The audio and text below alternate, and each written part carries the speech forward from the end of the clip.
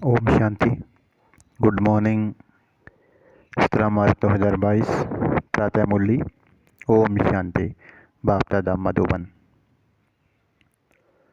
मीठे बच्चे, तुम्हें भक्ति की रोचक बातों के बजाय रूहानी बातें सबको सुनानी हैं।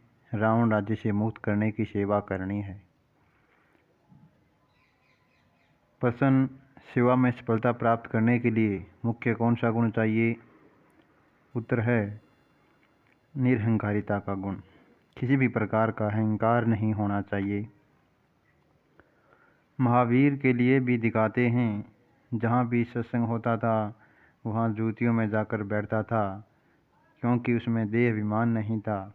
यहाँ पर महावीर हनुमान के लिए कहा गया है, परंतु इसमें बहादुरी चाहिए।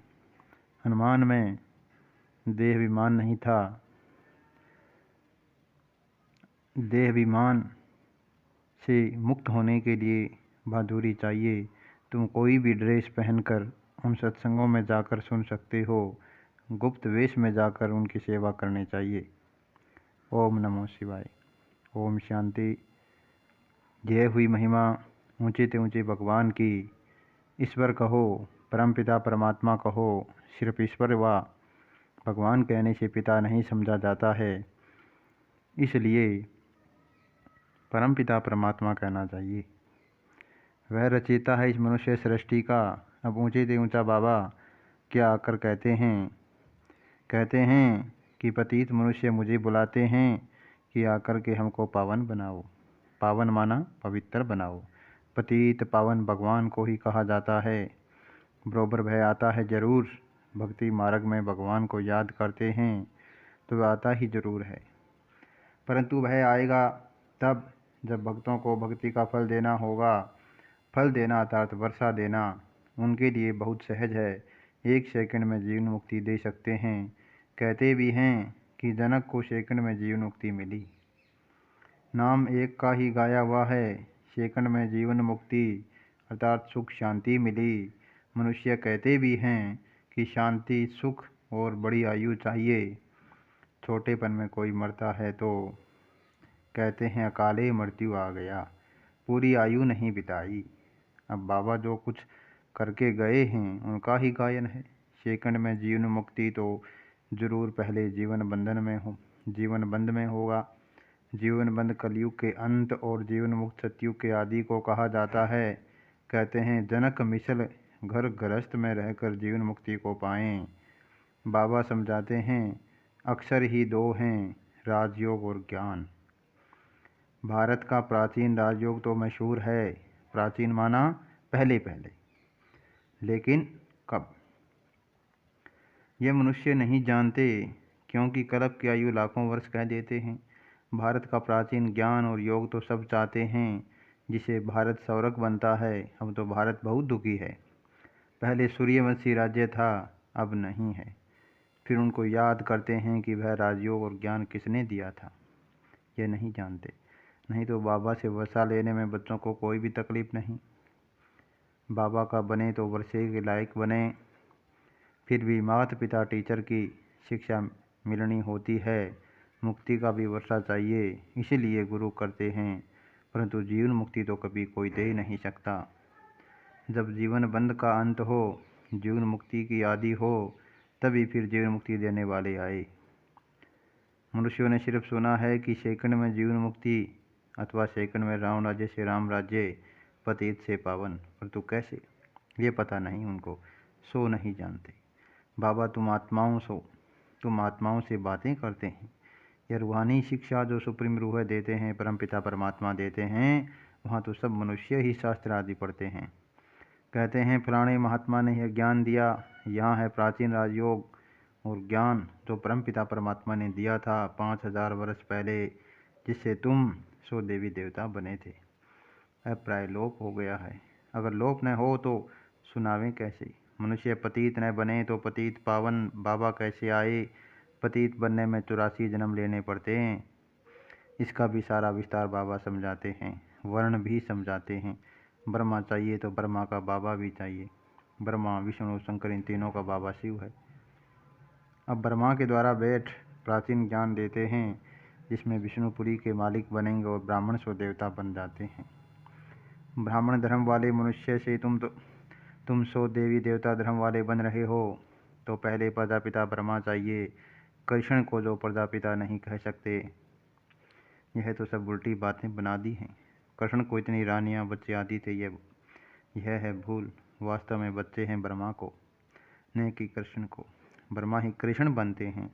बस एक जन्म की उथल पाथल ने मनुष्यों को मुंजा दिया है। गीता का भगवान कृष्ण को कहे, शिव को उड़ा दिया है। सब कहते हैं ब्रह्मा को 3 मुख थे, कितने मूंझ गए हैं। शिव रचयिता को तो एकदम गुम कर दिया है। रचता ही आकर बताते हैं कि हम कैसी देवी देवता धर्म की रचना करते हैं। ऐसे नहीं परमात्मा सृष्टि कैसे रचते हैं। परमपिता परमात्मा को बुलाते ही हैं कि हे पतित पावन, आकर के हम पतितों को पावन बनाओ। दुनिया को यह मालूम ही नहीं है कि इस समय रावण का राज्य चल रहा है। रावण की बड़ी बड़ी कथाएं बैठ सुनाते हैं। इसको कहा जाता है भक्ति की रोचक बातें। और यह है, एक तो रावण के राज्य में रावण की बड़ी बड़ी कथाएं सुनते हैं, दूसरी ओर रूहानी बातें जो बाबा की हैं, शिव बाबा की रूहानी बातें सुनने वाले भी हैं। इसमें सब सीताएं अथवा भक्तियाँ रावण की कैद में हैं और रावण राज्य में बहुत दुखी हैं। अब सबको रावण राज्य से मुक्त कराना है। अब बाबा आया है, कहते हैं कि बच्चे, तुम्हारे 84 जन्म अब पूरे हुए, अब वापिस चलना है। मुझे ही बुलाते थे कि दुख हरता सुख हरता आओ। यह मेरा ही नाम है। कलयुग में अपार दुख, सतयुग में है अपार सुख। फिर से तुमको सुख का वर्षा दिलाने अर्थ फिर से तुम राजयोग और ज्ञान सिखला रहा हूँ। वह पुरानी दुनिया विनाश हो जाएगी। मनुष्य तो विनाश से बहुत ही डरते हैं, समझते हैं ये आपस में लड़े ही नहीं तो शांति हो जाए। फिर इतने अनेक धर्मों में शांति कैसी होगी। बाबा समझाते हैं ये इतने सब धर्म जो अब हैं वह पहले नहीं थे। जब एक ही धर्म था तब बराबर सुख शांति का राज्य था। अब सब मांगते हैं मन को शांति कैसे मिले। अरे मन क्या चीज़ है, पहले इनको तो समझो। आत्मा में ही मन बुद्धि है। मनुष्य की ज़बान बोलती है, आँख देखती है, टोटल मिलाकर कहते हैं मनुष्य दुखी हैं। किसको भी समझाना बड़ा सहज है कि बाबा को याद करो और वर्षे को याद करो। फिर झाड़ और ड्रामा की समझानी भी देनी पड़े, इसके लिए चित्र बने हुए हैं। सिर्फ मन मना भाव कहने के लिए तो चित्र की दरकार नहीं। चित्रों पर समझाने में घंटा लग जाता है। प्राचीन राजयोग भगवान ने सिखलाया और अदाई मिल गई। फिर कोई मनुष्य थोड़े ही राजयोग सिखलाएंगे। बाबा और वर्षे को याद करो तो ठीक है, परंतु यह डिटेल जब तक किसको समझाए नहीं तब तक बुद्धि नहीं खुलेगी। सृष्टि का चक्कर को समझ नहीं सकेंगे। जब कोई ड्रामा देखकर आते हैं तो वह बुद्धि में आदि से अंत तक घूमता रहता है। कहने में तो सिर्फ इतना ही आएगा कि हम ड्रामा को देखकर आए हैं। तुम भी कहते हो हम इस ड्रामा को जानते हैं, परंतु डिटेल तो बहुत है। बाबा से सुख शांति का वर्षा मिलता है, फिर बुद्धि में चक्कर भी है। 84 का चक्कर जरूर घड़ी घड़ी याद करना है। यह ज्ञान ब्राह्मणों को ही मिलता है जो फिर देवता बनते हैं।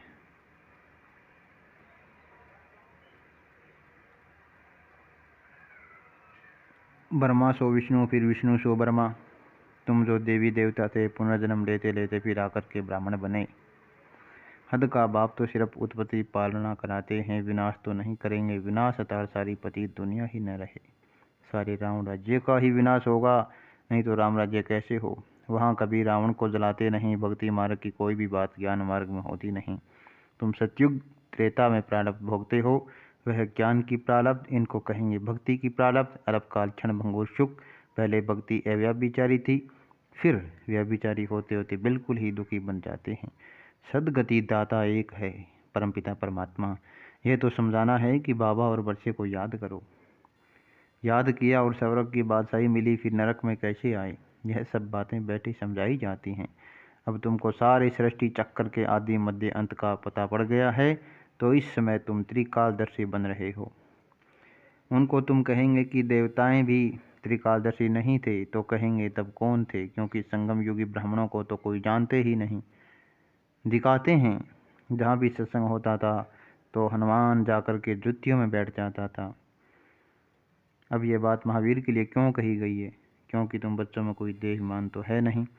समझो, सत्संग में कोई ऐसी बात निकल पड़े तो तुम कह सकते हो कि प्राचीन सहज योग और ज्ञान से सेकंड में जीवन मुक्ति लेना है तो फलाने के पास जाओ।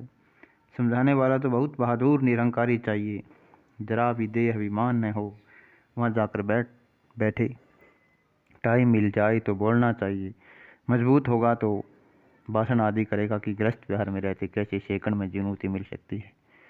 परमपिता परमात्मा के सिवाय तो कोई दे न सके, ये महावीर ही समझा सकते हैं। यहाँ पर महावीर कहा गया है परमपिता परमात्मा के प्यारे बच्चों को, सभी ब्रह्मा कुमार भाई बहनों को कहा गया है कि जहाँ पर भी कोई सत्संग हो रहा है वहाँ पर जाकर के आप जितने भी श्रोता आए हैं उनको बाबा का ज्ञान देकर के जीवन मुक्ति का रास्ता दिखाइए। सुनने लिए मना नहीं है। गृहस्थ विहार में रहते हुए तुम बच्चे बहुत ही सर्विस कर सकते हो। बोलो, राजयोग सीखना हो तो ब्रह्मा कुमारियों के पास जाओ। सत्संग में जाकर के आपको समझाना है कि आपको राजयोग सीखना है, मुक्ति पानी है तो ब्रह्मा कुमारियों के पास जाओ। आगे चल कर के तुम्हारा नाम वाला हो जाएगा, मेजॉरिटी हो जाएगी। अभी तो थोड़े हैं। बखाने का नाम भी बहुत है। कृष्ण ने बखाया, अरे बखाने की तो कोई बात ही नहीं। टीचर कब पढ़ाने के लिए बखाते हैं क्या? सर्विस करने वालों को तो बहुत विचार सागर मंथन करना है और बहुत बहादुर बनना है। अच्छा, मीठे मीठे से लगे बच्चों के प्रति माता पिता बाप दादा का याद प्यार और गुड मॉर्निंग। रूहानी बाबा की रूहानी बच्चों को नमस्ते। धारणा के लिए मुख्य सार, सभी भक्ति रूपी सीताओं को रावण की कैद से छुड़ाना है। सेकंड में मुक्ति जीवन मुक्ति की राह दिखानी है। बाबा और वर्षे को याद करना है। देह अभिमान छोड़ महावीर बन सेवा करनी है। महावीर मत बल्कि जिस प्रकार से श्री राम के सत्संग में जहाँ पर श्री राम का गुणगान होता था वहाँ पर बजरंगबली हनुमान जाते थे, तो उसी प्रकार से आपको बाबा का ज्ञान देना है। कोई भी सत्संग चल रहा हो तो लोगों को बताना है बाबा की श्रीमत के बारे में। विचार सागर मंथन कर सेवा की नई नई युक्तियाँ निकालनी हैं। वरदान, नथिंग युक्ति के द्वारा हर परिस्थिति में मौज की स्थिति का अनुभव करने वाले सदा अचल अडोल भाव। ब्राह्मण अर्थात सदा मौज की स्थिति में रहने वाले, दिल में सदा सवतः यही गीत बजता रहे, वाह वाह वाह वाह मेरा भाग्य। दुनिया की किसी भी हलचल वाली परिस्थिति में आश्चर्य नहीं, फुल स्टॉप। कुछ भी हो जाए लेकिन आपके लिए नथिंग यू, तुम्हारे लिए कुछ भी नहीं है। कोई नहीं बात नहीं, कोई नहीं बात नहीं। इतनी अंदर से अचल स्थिति हो, एकदम अचल बन जाना है, अडोल बन जाना है। क्या क्यों में मन मुझे नहीं, तब कहेंगे अचल अडोल आत्माएं। स्लोगन, वृत्ति में शुभ भावना हो, शुभ कामना हो तो शुभ वाइब्रेशन फैलते रहेंगे।